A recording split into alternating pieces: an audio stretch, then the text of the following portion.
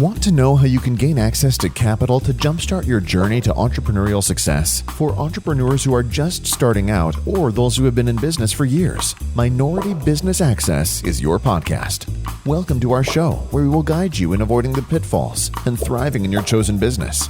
Now, on to the show with your host, Solomon Ali.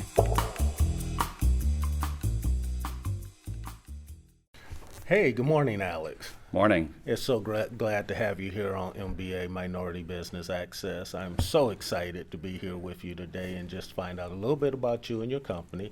Now, I won't do it justice in introducing you, so would you please introduce yourself to my audience? Sure, happy to, and thanks for having me. So I like to say I'm a serial entrepreneur who likes cereal. So I've co-founder, been on the founding team of 8 companies, and the most notable one that folks recognize is Constant Contact. And so in a suite of small business tools for digital marketing. Wow, that's amazing. Can you tell us a little bit about that in the beginning stages? Sure. Yeah, so when we started Constant Contact, there were 3 of us in an attic. There were 2 technical folks and myself, kind of the original team and kind of co-founders. And so, at the time when we started the company, this is, we're going back probably roughly 20-ish years now. There were the larger big box competitors to small business, right? Where they had either an agency or they had a suite of marketing tools, or they had a staff, and they were obviously able to then get out and stay in front of and in touch with their customers and prospects with email marketing and other tools.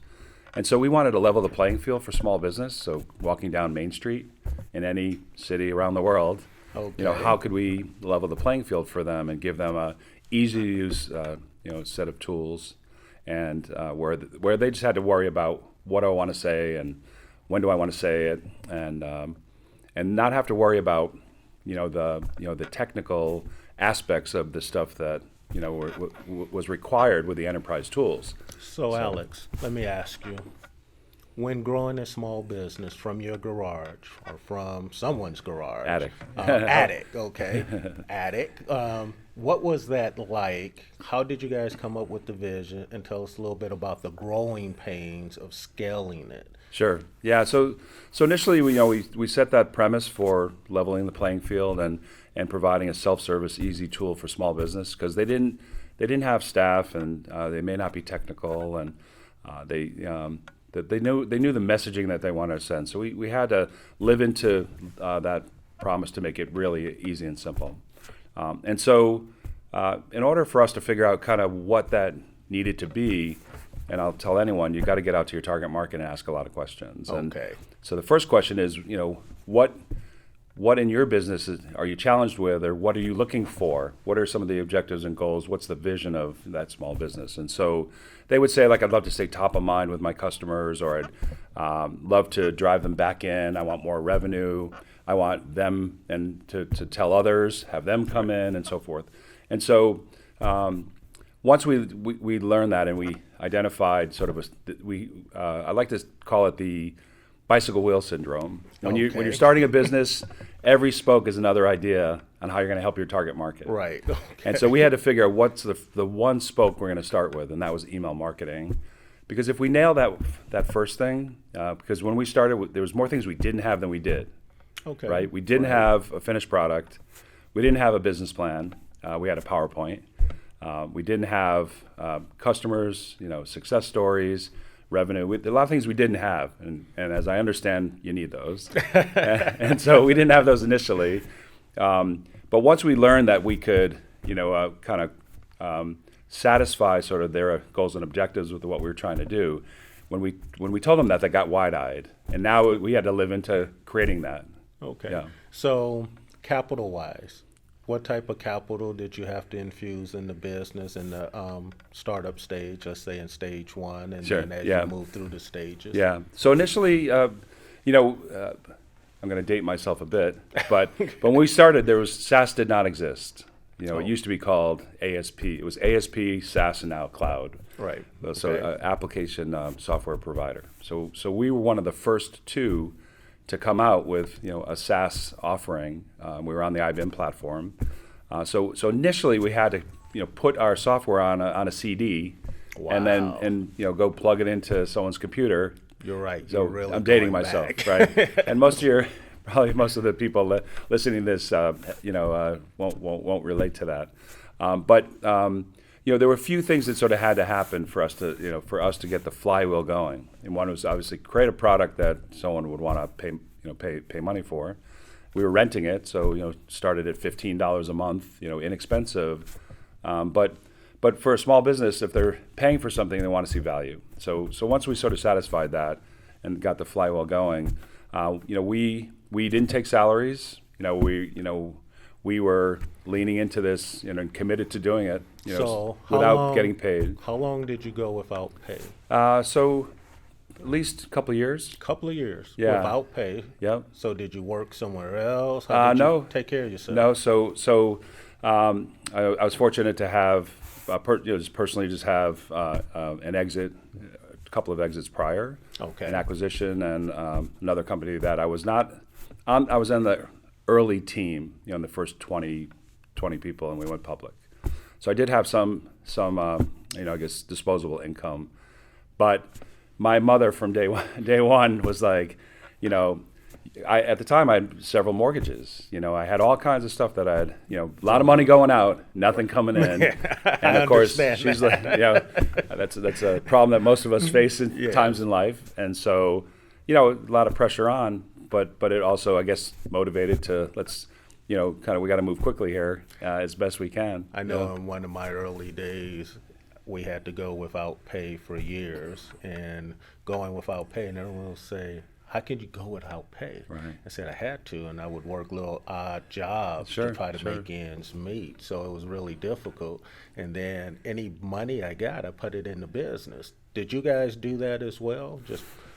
So initially we were all committed to this. So we were scrappy. We had several interns, and we had anyone that was wanted to learn. We had an incredible initial team, and then as that evolved and started to grow, it was an exciting thing for folks, but there wasn't going to be pay involved initially, and so we had to sort of figure out some of those things. And to answer your question a moment ago, I think it was roughly about the 2-year mark when we took our first round of venture funding. Okay. That was $2.4 million round, and then we took in additional funding over time, leading up to going public. Yeah. Can I ask you a little question about that? Your first round of funding for my audience, so that they can get an understanding. What was that process like? Sure. And it's a process whether you're going to go get funding or you're going to go get a bank loan, or you're looking for someone to get involved strategically, like an advisor, or there's some things you just have to have in place. Yes. You may not have a full-blown business plan, but you might have an executive summary, Right. A shorter version of that, with all of projections of financials and what you'd see the business and how it would evolve. And of course, without money, you'd be losing money without any revenue. Right. But so you infuse in money that you might take from a variety of ways. Could be debt and a loan. It could be giving up equity for for someone to finance the business, right?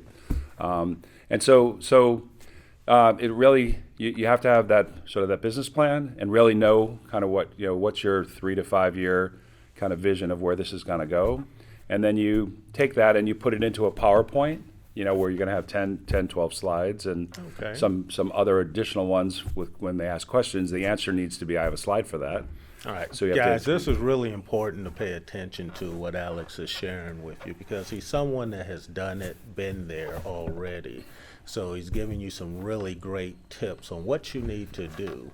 I'm sorry, Alex. I just want them to know how important this is. Yeah, and so I mean, this is not the first time this has been done. Right. There is somewhat of a repeatable process, and so we tend to want to shortcut it, or we want to sort of skip things, or we're not ready to maybe put something together. But understanding whoever's on the other side of this is going to have an expectation of having certain things in place. They're going to want to see that you have a handle of what the business is, where you see it going, how you're going to get there. So there's that vision, but so what are you going to do today? And so what are you going to do in 6 months, in a year? And so if you're going to go out and get money, they're going to say, okay, what are you going to do with it? You have to really tell them, use the proceeds we're going to hire some additional folks for developing the application, or sales team to maybe go out and, or marketing to go out and promote it. And, you're going to have to sort of be really clear for how you're going to spend that money. Because they're going to say, if I give you the money, what are you going to do with it? And what are you going to achieve with that money? And everyone's going to want to know that. So those basic things are the key and the foundation for opening up the conversation to go get money, whether it's a bank loan, and the SBA and others, offer great bank loans and so forth, and if not, giving up equity for funding. Well, let me ask this, Alex. I know a lot of entrepreneurs out there think they have the greatest business in sliced bread, and when they go get money, they don't want to give up anything. And I'm like, okay, that's a pipe dream, because you're going to have to give up something, or you're going to have to collateralize it. You got to give the investor something to look for. Were you willing to give up something? Was it a process that you had to kind of mull over? Can you tell us about that? Sure. So no matter what it is, you're giving something up. If you're taking, it's a give and get. Okay. Okay. If you're going to take money from someone, you might be, if it's a straight bank loan, some are real small business friendly and centric, and others maybe not, but they may say collateralize it against your home. Like, right. You don't have enough here. There's no, we don't see the asset yet, or you might not have intellectual property. You might not have things that they would say, okay, there's value in that. So you have to really think through that and understand that you're going to give something up. And in every case, it will lead to giving up some ownership in the company. Now, the burning question is the valuation and what's the company worth? Yes. Well, when you don't have customers and a lot of things that are sort of not being checked as needed, then they could, others could argue it's not really worth a lot. Right. And so you give up more, when you're getting money, if your valuation is lower. So it's in your hands to create value get out of stealth mode and get your product out there and get early customers, and don't go get family and friends or people you did business with before, and go get strangers, because they'll give you brutal, honest feedback. But then if they have success with it, then they can become a reference, or which you would want as part of the value. Like we're showing you that our target market wants what we have. And then it's a question about scale. How do you get more of them? Right. And then you have to be able to answer the question, how are you going to show the growth path?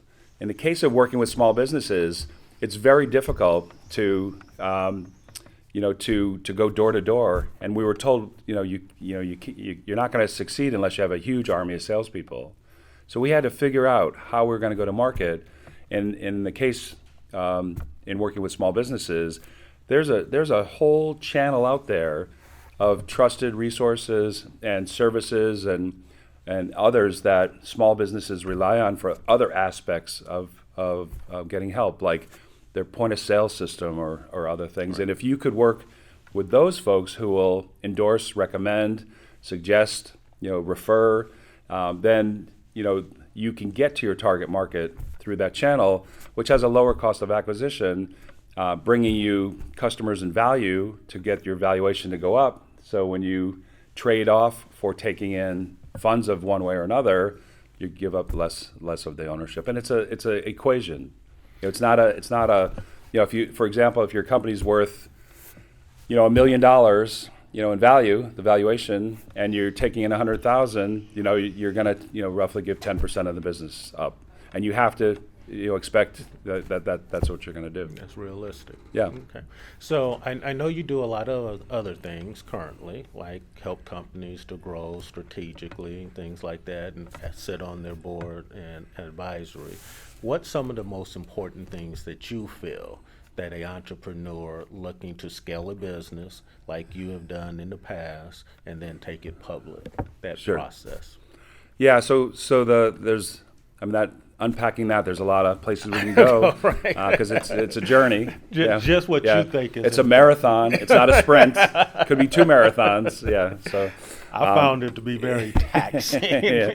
Well, listen, if you're not imagine if you weren't a runner and you didn't have sneakers and you had to run a marathon. Wow. That's the taxing of, and so we're all doing this for a reason. And whether it's a nonprofit or it's a creating a new small business to provide for your family, or it's create a business that would potentially scale and have an exit to get acquired or go public. We're all doing it because we're passionate about something.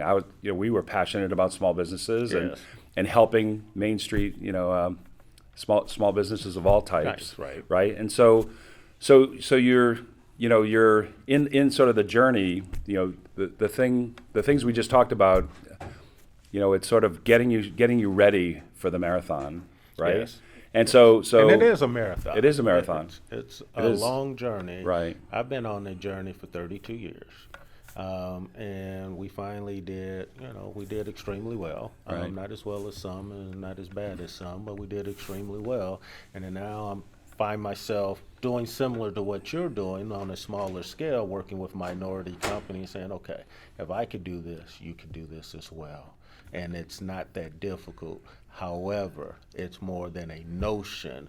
And what I mean by that is the journey. It's like running that marathon. Right. When you start, oh, wow, you're loosening up. By the time you get to mile 3 to 5, you're feeling pretty good. But you get to mile 16, 17, and your body's like, what the heck am I doing? And I found and your support system around you is saying, what the heck are you doing? You don't run. What are you doing a marathon? Yeah, and so, but I have found that a lot of entrepreneurs, especially minority entrepreneurs, they have an unrealistic viewpoint of their businesses and where they want to go with it. And what I mean by that is that they overvalue their business and they underestimate the importance of the capital that's needed and what people need for return. Like when I invest, I like to be able to make sure that it's enough collateral there, or we have enough growth to share in the growth of the business and things of that nature. Can you speak to that from your point of view? Sure. And people always ask me, like, who are the folks that you look up to, and that have like influenced you? And my answer is all the small businesses and the startups and the entrepreneurs that I have a chance to work with, and either through providing products and services to, or advising and mentoring. The one group that I'm most passionate about is when we talk about urban innovation and inner city innovation, and so there's a lot of accelerators and programs that support small businesses. So you're not alone in a lot of places around the country. There's great organizations that can provide mentorship and support. And so I'd say in the journey, in this marathon, the difference between a real marathon and this is this you can get a lot of support around you. So, and people can carry you for a little while or run with you and, cheer you on and motivate you, or slap you around and tell you you're going too slow or whatever it is. So it's really important to find, I like to say this, the smart factor. Smart advisors, smart mentors, smart people that can help you figure out, your projections and figure out, your strategy for raising funds and alternatives and what's the difference between those. So it's really important to bring in others into the mix. And there's a lot of folks that have been there and done that who can guide you and mentor you. And it's not always giving you the answer. Oh, don't do that, do this. It's showing you the alternatives, and then you would make a decision around what to do. And so I think a lot of times I'll see startups or an entrepreneur who has horse blinders on. They know their idea, they know where they're going with it, they know the solution that they're going to provide, and they don't necessarily want to get feedback. Like, I know what my customer needs. They won't get customer feedback, or prospective customer feedback, or strategic advisor feedback, or experts in their area, like folks who are strong on the finance and accounting or whatever. And so you have to wrap those folks around you, and get them to assist you to really allow you to sort of propel ahead and have success. It's interesting that you said that, Alex, because I know when I was scaling my business, one of the things that I learned, if you grow too fast, banks say no. Right. Okay, they don't want to deal with you because they think, oh well, let's see what you do for a couple more years. Right. And I found that to be very interesting because I went very naively thinking, oh wow, we grew from zero to a few million. They should be excited. I should be able to get all this money, and it just didn't happen. Yeah, and I think perception there is like you're on your way. And so if you did 0 to 2 million, well, you could probably go to 4. Right. And a lot of the people in this support network around, bank financing and potentially taking loans and from individuals, investors, if you will, or giving up equity in exchange, Yes, for money. They all of them are trying to buy time, so they never say no per se. A lot of them won't say no. Right. But they'll just got to wait to see, okay, well, what happens next? So if you have that kind of success, or you're starting to see something, or maybe you're so early you don't have revenue yet, they're going to say, this is a great idea, and you're onto something, and keep us posted. Let's see how we do. Yes. And all they're trying to do is check, some additional milestones, if you will, to feel more comfortable about involvement and investment, and so it's not until if you, for example, were going to go get potentially a bank loan, where one bank says, we love the idea, we want to give you the money. That other bank who was sitting on the sidelines, cheering you on for your marathon, will be like, whoa, wait a minute, we're interested. And so sometimes it takes two to, for someone to potentially step up. So they're just going to kind of maybe wait on the sidelines, and so what you have to do is, as best you can, create a sense of urgency and show that your path to success, and for the offering you're bringing your customers, a product, a service, whatever it may be, and and can present and articulate how you're going to scale.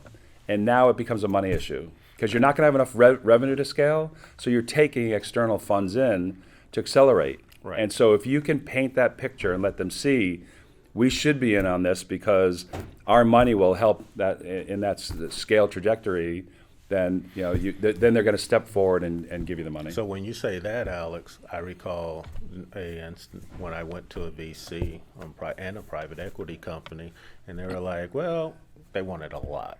I think they wanted over 40% of the company for a really small dollar amount. Okay. And I was like, I'm not sure if I want to do that. And then they kept talking to me, and then they brought up all the different minefields that I would have to navigate. Things that I had not even thought about, didn't know to think about. They start sharing with me. Right. Then reality hit for me. Right. That, wait a minute, maybe I don't know enough. I knew my business. I knew the core business, but maybe I didn't know enough of the other critical pieces that was necessary. Or I would just say the or in that is that the debate and conversation around valuation, Yes, right? valuations. So that $1 million example I gave you earlier, and if you took in $100K, then that's roughly a 10% trade-off, in giving them potential equity. If they're saying to you, well, we want 40%, that math doesn't work. So what has to give? It's the valuation. Yes. So your valuation comes down to, I don't know, whatever the quick math would be on that, but like $300,000. Right. So they want you think it's worth $1 million, they think 300,000, and they're going to take 40, whatever the percentage is that's higher than 10%.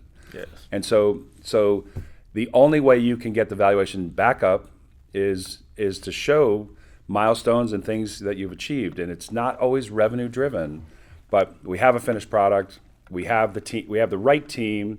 We have a really large problem that we're solving. We have the right solution, and this is what makes us unique. And the competitors, while they're out there, are not focused on sort of these things that we are, which sets us apart, for success. And oh, by the way, we have, some customers, 2, 3, 4, whatever the number is, and some success stories. And each of those things are increasing the, kind of the valuation because you're checking boxes to give someone that wants to invest in comfort in investing and also in that valuation. Yes, and I think that's what we ended up doing. We started looking at the industry, and we start showing and identifying exactly how we would gain market share. Right. Not necessarily take market share away from others, but that's what we were doing, was going to gain more market share by taking market share away, because we knew we had solved a problem and we had identified it, and then that's when things start turning around. But I'm gonna say this, shit, it was hard freaking work. It was hard. Yeah, we were both sitting here with, I mean, I used to have a full head of hair, and it's stressful, it's very hard, and and there's a lot of sort of the peaks and valleys and up and down, and Yes. and that happens in the course of a day, not over time. Right. I remember parents, wife at the time, everyone's telling me, go get a job. In fact, Right. go get 2 jobs. We have bills to pay and things of that nature. And I'm working a part-time job and doing the business. Right, yeah. And still, but every dollar that came in, I'm pumping it into business. And they were like, are you crazy? Right. And I'm like, no, this is going to work. Yeah. And no one believed in it but me. And I found out in the very beginning I had some believers. Right. Along the way, they all fell away, fell to the side. And at the end, it was just kind of me. But then as soon as I started getting money in, all of a sudden I had some more believers again. Did you Yeah, it's guys funny experience that? it's funny who comes back around, like when you start having that success, like. Yes. And then if you were to take that all the way through to having an acquisition or an IPO, it's always funny when they come back and like, oh, that's the one we got away from us, or no, actually you kicked us out of your office and told us there's no way we're going to succeed. You don't remember that part of the story. Right. Yeah, Well, right. could you tell us about the IPO when you guys did that? Yeah, and so I'm jumping 10 years from kind of From the inception. As when we went public, and so the process leading up to that, there's a lot of things that need to be in place, and and we were fortunate, so Constant Contact. When we sold the company, there was 1,500 employees, and we had an amazing management team, and rockstar management team that came in. Before you jump to the IPO, tell us about the growing pains, because I know there's some critical things in growing pains that most entrepreneurs don't know when you take a business from where you're wearing all the hats and marketing, finance, it all, to having to bring those experts in and place them around you to grow that business. Yeah, and so we were fortunate even on the earlier days to have the initial sort of core management team that we're rounding out and needed, and so we had great people obviously there. We had great advisors. We had at that point we had a great board that was very supportive. A lot of things that were sort of in place, but I think one of the hard things is when you're starting, you're setting the culture. Yes. Right. Yes. And what do you want that culture to be? And we were great. We really spent a lot of time figuring out kind of what are the things we're going to focus on. And number one was delight the customer. Okay. Right. Like wow the customer. If you create a wow moment for your customer, they're gonna stay with you. Right. They're gonna tell others. They're gonna do all those things. Right. Okay. So culture was key. And when you scale, one of the most challenging things with scaling was like we would hire somebody in, and within 6 weeks they were like a manager of another group, and then wow. We were at scaling growth, you're bringing in so many people, and we had to just make sure that culture just carried down, because some folks weren't there very long, even though in the interview process you're making sure that there's a culture fit and that they'd be a great addition to the team and they're passionate about our target market and so on. Was that challenging? Yeah, so it's a great challenge. The growth itself is very challenging, because you're assimilating in new people.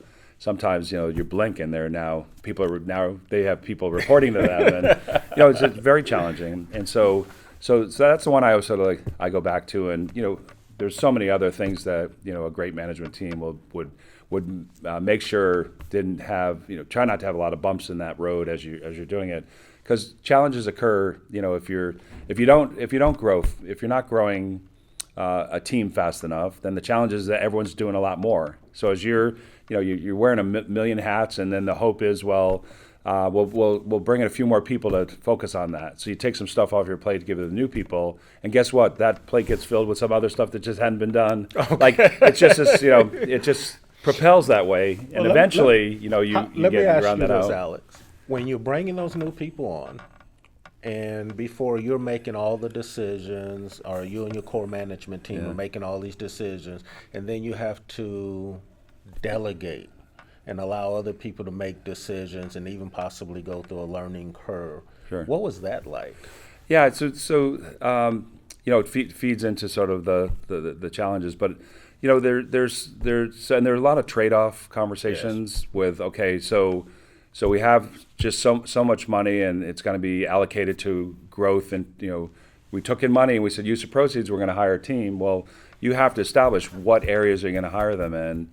And make sure you nail that. Right. It doesn't make sense to hire 10 more salespeople if you don't have a finished product. Okay. Right. Right. For example, yes. Maybe you'd want to hire more engineers to finish the product, and then, but you got to get some folks on the sales and business development side to start telling the story, because partnerships take a long time, and there's a lot of things that sort of come into play. But making sure that you're they always say hire your replacement, and there are a lot of people out there that won't. Right. And I'm not talking specific to my experience with Constant Contact or the other companies I was involved with, but talking to and advising, mentoring, and talking, speaking to tons of startups. There are a lot of people that would almost be afraid. Well, if I hire someone who's as good as me or better, I'll lose my job. It's like, no, you'll move up. If you're doing a great job, you're moving up, and they're taking your job.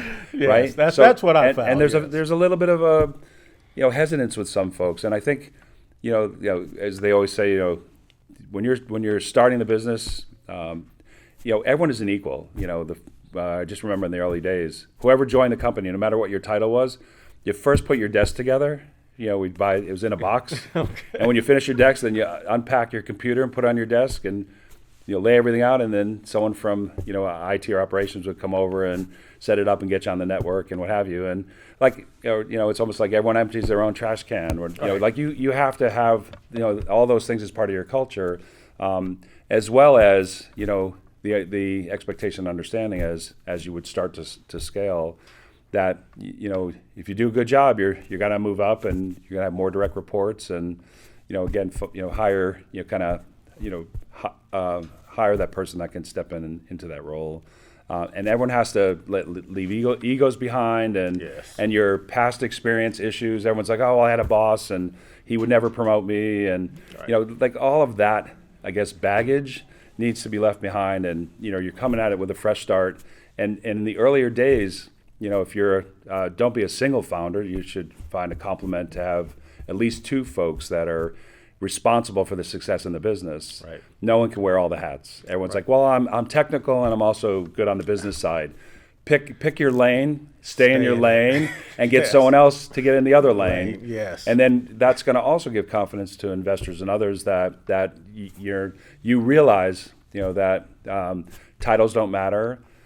And you're willing to step aside and maybe bring someone in, which we agreed early on. And we brought a rock star CEO in to run the business, and we for us to step aside in those titles to do whatever it takes for the business to sort Alex, of succeed. How did you know when it was time to bring that rock star in? Well, sometimes you would set it, and other times others would. So, for example. Going out and getting funding. If people are first-time entrepreneurs and someone's ready to fund, they may make suggestions that, we should maybe bring someone in. They may want somebody that they know to come and step in, and then so have somebody else come in and step in and run the business, because then they'll feel confident that that person has been there and done that, and can foresee what's to come, and hopefully be able to sort of accelerate the growth in the business. So you have to establish, just like I said, you're hiring your replacement. You have to be open to what's best for the business, and oftentimes in the earlier days, it's either by your decision or someone else's suggestion or recommendation or possibly requirement. Like, we'll give you the funding, but you got to bring someone in who's seasoned and can potentially run the business. Well, Alex, let me just ask, how would they get in touch with you if they were looking to get some strategic business help? Sure. Or any of the services or things that you might offer that may be able to help them navigate that minefield? Yeah, so spending about half my time going around speaking. So I'm often in cities, speaking at conferences, as they come. So I have a website, www.alecspeaks.com is one way, and then on all the social channels, it's ALECSTERN, Alec Stern. Happen to beta test most of them, so I got my name without underscores and all this other stuff. Well, just for their sake, because they may not have been ready for that, could you repeat that so they'll be able to get you? Website would be www.alecspeaks.com, speaks.com, and then the social channels are all my name, so ALECSTERN. Okay. Well, Alex, I want to thank you so much for coming to Minority Business Access. Really appreciate and love having you here. Thank you. I appreciate it. Okay. All right.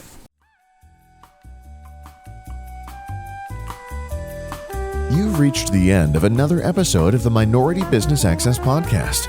Connect with us at solomonrcali.info to leave a review and access more resources. We hope you enjoyed this show and found great value. See you at the next episode.